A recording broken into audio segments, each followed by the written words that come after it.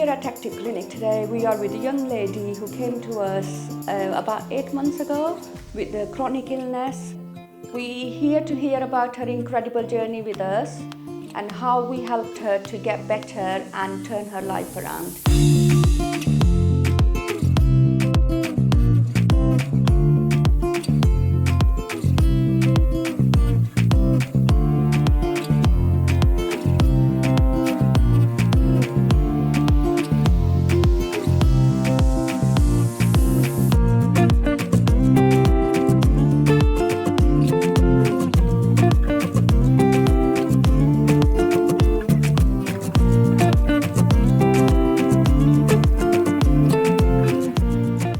I'm Hannah, I'm 25 years old and I've used topical steroids for most of my life, I think from when I was born really.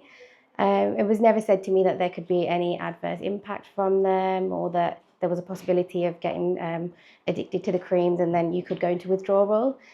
So a few years ago, I started to experience facial flares and that was quite difficult because when I'd go to the doctors, or one time I actually did end up in hospital and I came out in hives, they just said that they thought it was due to allergies, that they weren't sure what it was that was causing it.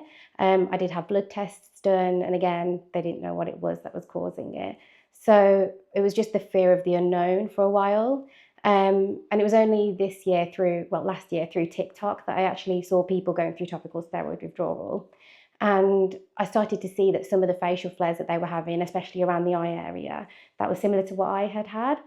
And I did notice that if I didn't use my steroid creams for a week or two, that my skin would get worse. So I had a fear from early last year that maybe that was what was causing it. And then in August of 2023, that's when it got worse to the point where my facial flares lasted for weeks and my eyes were red and it didn't go down at all. So in that time, did you have any blood tests done? Did you see any dermatologists or any doctors? So I'd gone to the doctor and he just referred me to a dermatologist but said I was on a waiting list, so it obviously could take a while. Okay. Because they didn't class it as severe. It wasn't like I could get an appointment within a week or two. It was a long wait for a few months. And I mean, it's a bit more difficult when doctors and dermatologists don't really take it seriously because it doesn't seem as though it's major at first, but it can spread quite quickly, which is what happened to me. So I actually started to think maybe it was linked to the stress at work because normally eczema does get triggered with that as well. So I left work and during the first week of me leaving, that was in early September, I stopped using the steroid creams as well. And from there, that's when everything sort of took a turn for the worse, even still. So how it impacted your life? How was your confidence level? Everything went, so I wasn't able to do anything for myself. It first started quite slowly, so it was just around the eye area. So I started to research a lot into it and I became a little bit obsessed with it, I'd say. And I found some treatments called no moisture treatment and red light therapy and things like that. So I bought a red light therapy panel and I stopped using my steroid creams, but also I stopped using any type of moisture. Mm-hmm. I changed my diet completely, but it was, although I think that did help, it was still there and it was still spreading, but it was quite viciously coming out of my face. So my face, it was sort of covered in thick crust and it was all across, around the eyes, the cheeks, everything, in places where I'd never even had eczema. So how did you come across cryotherapy? How did you find, because obviously you came to the clinic, we didn't know you, so how did you find the cryotherapy would help? It was actually through a friend of mine and she was researching for me, so she'd come across cryotherapy, and when we were looking at places in the area that might do it, we just found that this was the only clinic locally to me that did it, and you had some very good reviews. I think originally I was a bit sceptical, not only of the treatment but of going into a new place and showing people what I looked like. At that point I was so self-conscious I'd sort of stopped people coming to the house as well, so my friends and family were aware of the situation and no one would come. I even had one of my friends, she bought me like a get well hamper, but she just left it at the door and told me to get it because I didn't want anyone to see me like that. And even during the first few weeks of TSW, my grandma was really ill. So I remember I went to the hospital to see her for one day and I had a surgical face mask on the whole time, so I didn't want her to see the full extent of it either. And she passed away a few days later, and I was too sick to go to the funeral. Oh dear, okay. Yeah. So how did cryotherapy, how did you find active clinic team to help you, or consultation bit, so you can share your journey with us? So I remember my first consultation. I was very nervous. I came with my mum, and she's been a godsend. She came to every appointment with me. And I was, like I said, I had the mask on because I didn't want anyone to see me. The first person that I spoke to was Shelby, and she was lovely. She made me feel so welcome and at ease. I didn't feel nervous to show my face. And she said that she'd dealt with people that had TSW, and actually I'd spoken to a dermatologist, and I'd gone in, and when he saw me he gasped, and that obviously made my confidence get even worse. And I just didn't want anyone to see me after that, even more so for a medical professional to react like that. It makes you feel like you're some kind of monster that shouldn't be seen by anybody. But when I came here, it wasn't like that at all. Like, Shelby wasn't shocked by how I looked, and she even said that she'd dealt with people that were worse than me, and she gave me hope in that initial consultation, because she said that all of the clients, although it was a long journey, all of your clients had got better. And from there, I think it's just been quite a journey of my confidence being rebuilt. And the clinic was a massive part in helping in that as well, because when I felt like I was having facial flares where I didn't want to see anyone, I was able to come through the back door and let you guys know how I feel. I remember speaking to yourself as well, crying on occasions when I felt like I wasn't getting any better, and I just started to give up. And it was you guys that sort of, you would show me pictures of other people who had got better and speak to me about why my body was reacting the way it was, and you just sort of gave me that extra push when I didn't have anything left in me to continue by myself. Yeah, I remember on the occasions you didn't want to come in, you wanted to cancel your appointment, and we really have to push you to come in because we needed the regular appointments in to get you better. How did you find the cryotherapy?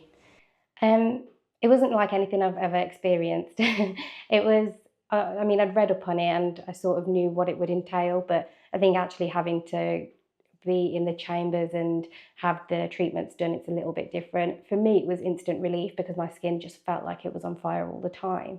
But I found that when I was having like the cold air put onto my skin, it was the only moments during my TSW that I actually felt like normal and I could speak to people properly as well. Because sometimes I'd find it painful when I had like crust and I had reactions on my face to talk. But with the cryotherapy, I was able to actually talk to Shelby or yourself when you were doing treatments on me, and I could talk to my mum properly. So it was a relief to have that on my skin whilst it was actually being applied. But also afterwards, I'd feel better as well, because as you're aware, it helps with your mental state anyway. I remember I did feel like that I had a point last year towards the end of the year where I felt like I wouldn't get any better, and I did feel suicidal, and I spoke to one of my friends about it. I remember for a few weeks I'd cry every day, and she would be going to work in the morning and hearing voice notes of me crying, and I just said I just can't do it anymore. But coming into cryo, even if it was for the few hours or so when I'm in here talking to you guys, it did give me a bit of a relief and a break from that, so it helped.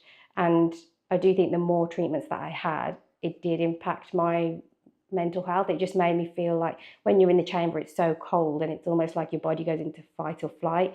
And it's almost like you go into survival mode and your brain tells you you're strong, you can fight this, you can do what you need to do. And I think that's what I got like after the treatment as well. When I'd leave, I'd feel like a boost of energy and I feel like I could take that on again and I can continue pushing and making sure that I get the treatments I need and getting to where I need to be. And I really can say that without this treatment, I don't know where I'd be.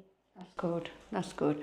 And you know, the time frame we given you in your initial consultation, did you get your result in that time frame? Or obviously you wanted the result quite quick, but we've been honest with you, isn't it? Yeah. Because so, you know, when I first did come, Shelby did tell me that it could take a while because it would also depend on how my body is. Everyone is different, the extent of the steroids, the strength of the steroid cream that I'd used as well. Because mine was particularly potent, it could be that it takes longer.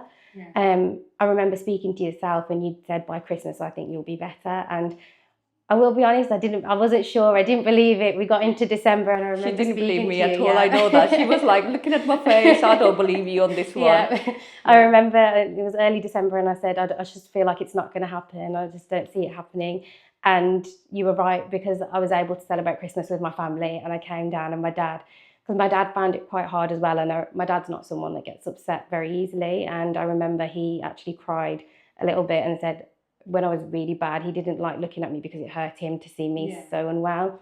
And when I came down for Christmas, he was just like, I'm so happy that you're able to sit with us and actually enjoy the day. And from then it just got better and better. New Year's I was able to go and see my friends, and then I started to be able to go back to work, and I'm planning a holiday for next week. So my life has gotten back together now, and it's largely thanks to the clinic. That's good. That's good. Thank you so much, Henna, for sharing your journey. We really appreciate it. You as a family, anybody comes here, we make sure you get better from, inside out, and you become a family for us, not just a client. I agree with that. And even with my appointments, sometimes I'd come in, the appointments shouldn't really last that long, maybe half an hour, but I'd be here over an hour and we'd just be talking to you. And even my mum, because she suffered as well during it, she would care for me full time. And it was quite difficult because her mental health also took an impact, and you would speak to her for ages as well, just to give her reassurance and tell her what she could do to get better. I mean, it was amazing, the support we got from you guys. I'll eternally be grateful. Bless you. Thank you so much, Henna. Thank you for sharing that.